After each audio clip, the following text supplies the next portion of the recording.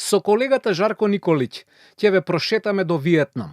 Тој беше таму во почетокот на декември. Пред да се почне да се патува за Виетнам, они бараат виза. Виза е туристичка и не е некој проблем да се добие. Чини некои $25.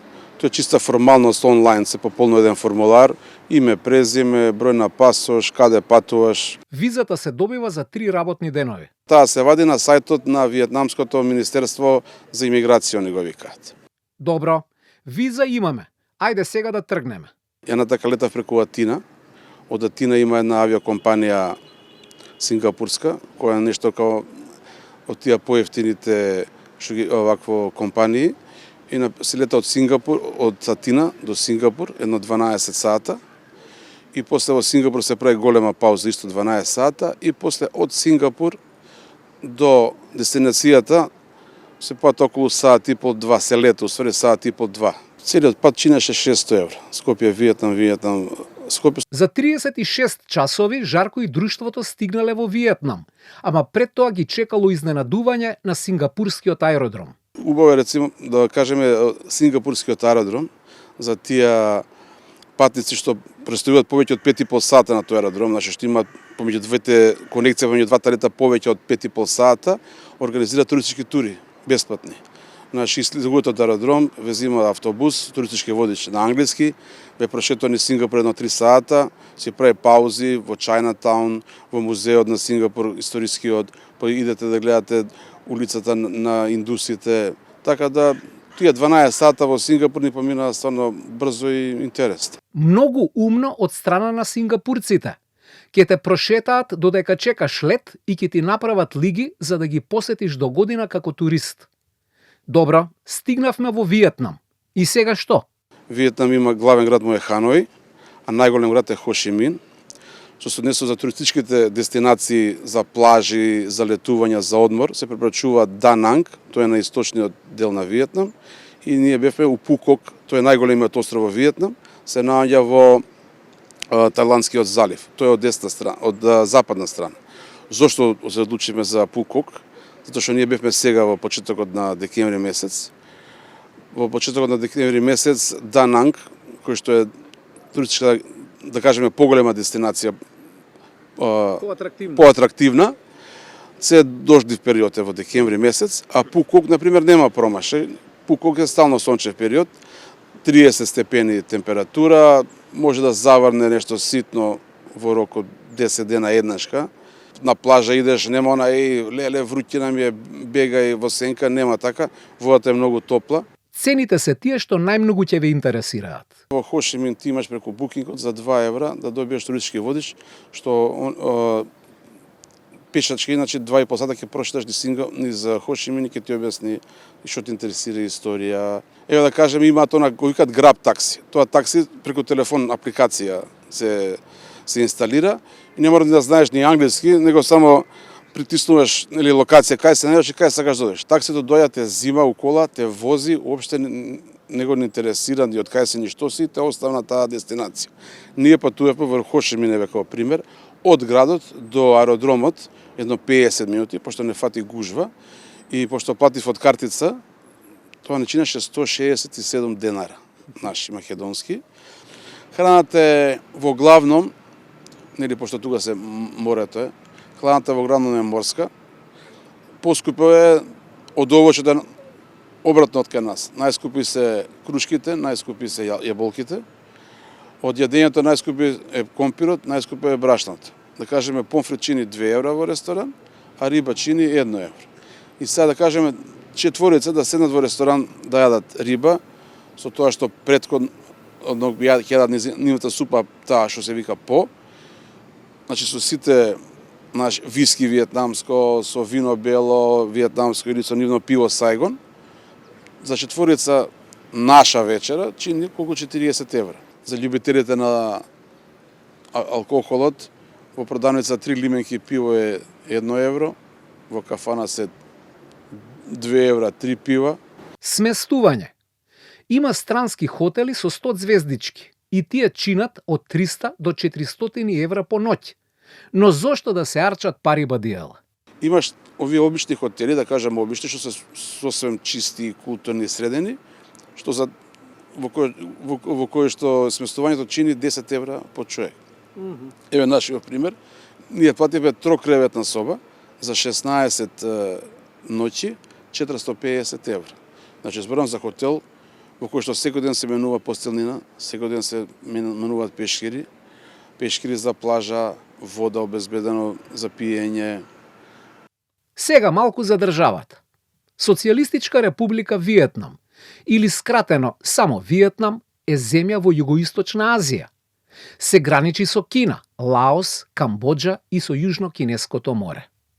Историјата на Виетнам е поприлично мачна. Газеле кинезите, французите, јапонците. Па земјата била поделена на северен и јужен дел. Па се случува крвава граѓанска војна, за на крај, во 70-тите години од минатиот век, после милиони жртви да се обединат виетнамците и денеска да се во една држава. Во 1986 година, Комунистичката партија ја менува економската политика и почнуваат реформи. Неде кон крајот на 80-ти, почетот на 90-ти години, они као Кина прават некои реформи во трговијата, самата влада тогаш прави некои реформи во трговијата за да може да се инвестира во Виетнам и странски инвеститори да доаѓаат и тогаш почнуваат да кажеме да извезуваат повеќе земјоделски производи, странски инвестиции, IT технологија да почнува да се развива, да извезуваат исто IT технологија.